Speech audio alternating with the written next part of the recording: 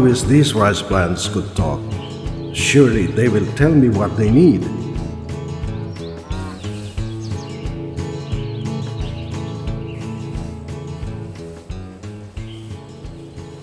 Manglando, please stop! Before you add that extra bag of fertilizer, do you know what makes a healthy rice plant? What? No. Manglando, proper nutrition makes healthy rice plants. Say that again? I said proper nutrition makes healthy rice plants. What? I don't understand what you mean. Then you must hear this.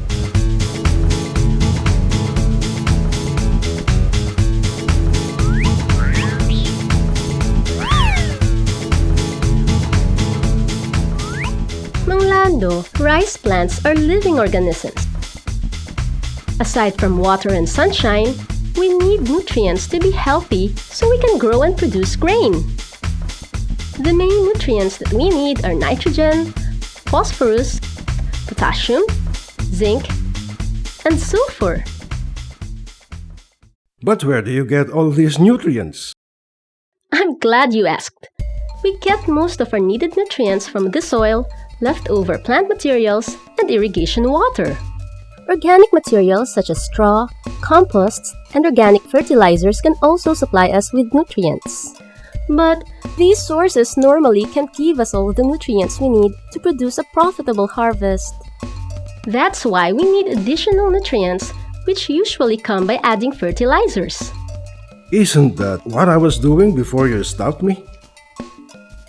Yes, that's true, but the rice plant has very specific needs for added nutrients from fertilizer. In order for a rice plant to be healthy, you should feed it with the right amount of nutrients at the right time. Do you know that farmers now have a way to decide how much and when to apply essential nutrients to their crop to get high yields? Thanks to new developments from research, farmers can make more money by using fertilizers wisely. How? Can you please tell me more about this new method? Well, that's what I'm here for. But before that, here are a few important things. Rice plants are a lot like people. Like people, we also go through several stages of growth, from a seed to a young plant, then all the way to a mature rice crop. Our need for nutrients is different for each growth stage, and the amount of additional nutrients from fertilizers should match our needs at every stage. Really? That's very interesting. But can you be a little more specific? Alright, let me walk you through the different growth stages of rice and our nutritional requirements. When rice plants are still very young, that's from the time of transplanting or direct sowing up to about 2 weeks in the field, we grow at a slow rate, so we take up minimal nutrients. At this stage, phosphorus, potassium, and sulfur are important, but you need to apply only a small amount of nitrogen during this early stage.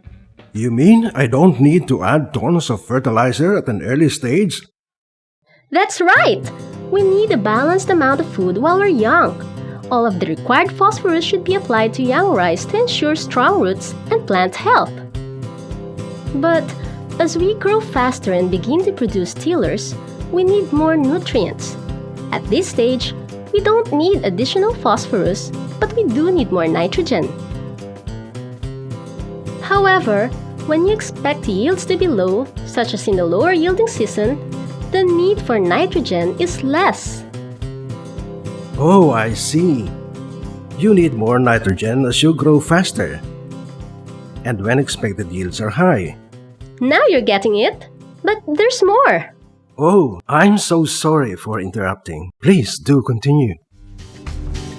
A critical stage for us to receive nitrogen is during panicle initiation. This is when we begin to develop panicles or grain bunches that produce the grains. If we do not get enough supply of nitrogen at this stage, we might produce fewer grains per panicle, resulting in loss of yield and profit. Okay, got it. Add nitrogen at panicle initiation. And If you expect yields to be high, you will also need to apply potassium at this stage. An insufficient supply of potassium can lead to fewer field grains. However, when organic materials are added to your field, you typically don't need to put in additional potassium at panicle initiation because those organic materials contain much potassium. Okay, got it.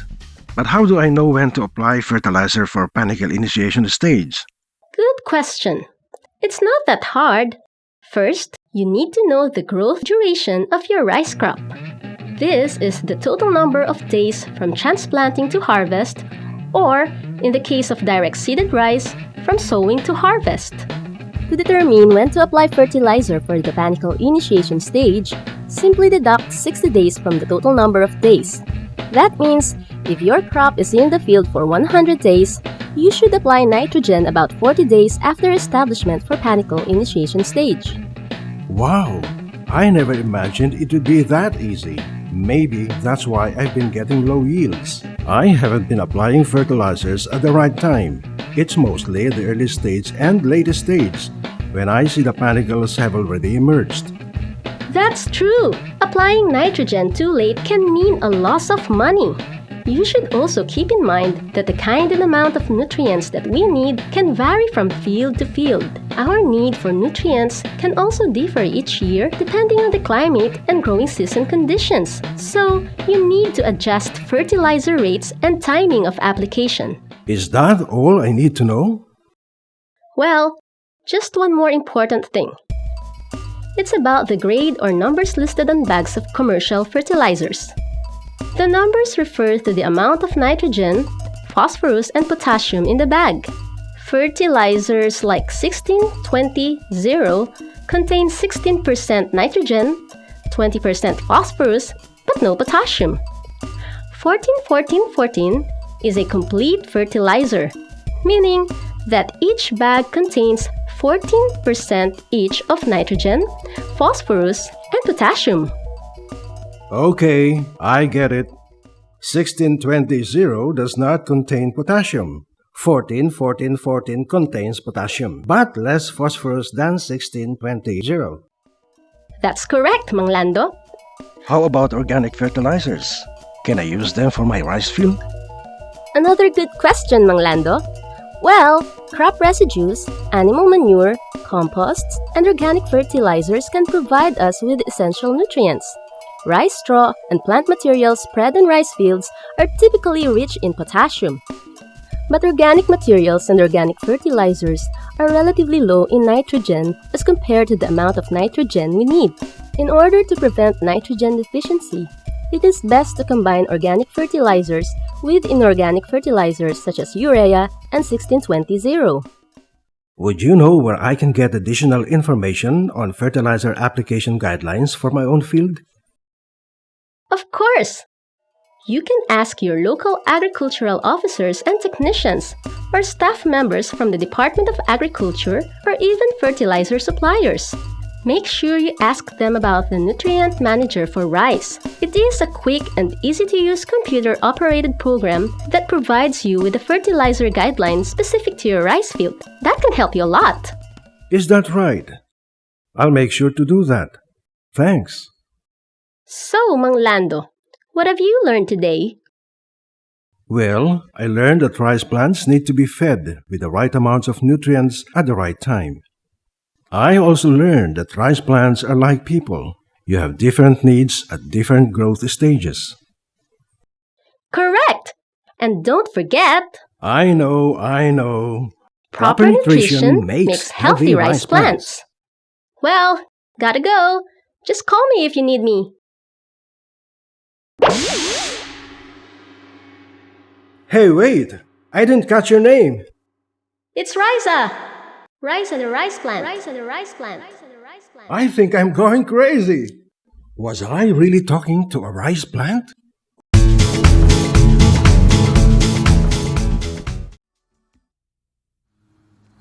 I'm Eileen Drescher. I own Old Turtle Farm. It's located in East Hampton, Massachusetts. And this is my assistant farm manager, David Shane. Old Turtle Farm is an 18-acre farm. We have 12 acres of cropland. We market mainly through a CSA with a little extra going to some local grocery stores. We have 146 shares this season, feeding 227 families. Cover crops are a real important part of our farm. We keep half of our land in cover crop. We use it mainly for our fertility program, since we don't use a lot of other types of fertility here on the farm. We also use it for weed suppression. We graze our layers on it. We have a flock of layers that we pasture on our cover crop throughout the season. They are free-ranged within an electric net that's moved every 2 weeks and housed in mobile coops that we move every day. They do a lot of bug control for us, as well as create some fertility. We have a system whereby we have cover crop next to crop, so we use it for beneficial habitats as well.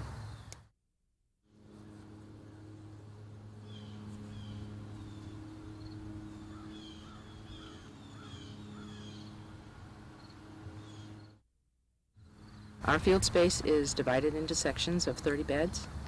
There's a section of cash crop bordered by 2 sections of cover crop. The next season, those are rotated such that the cash crops are now in sections where there was some cover crop.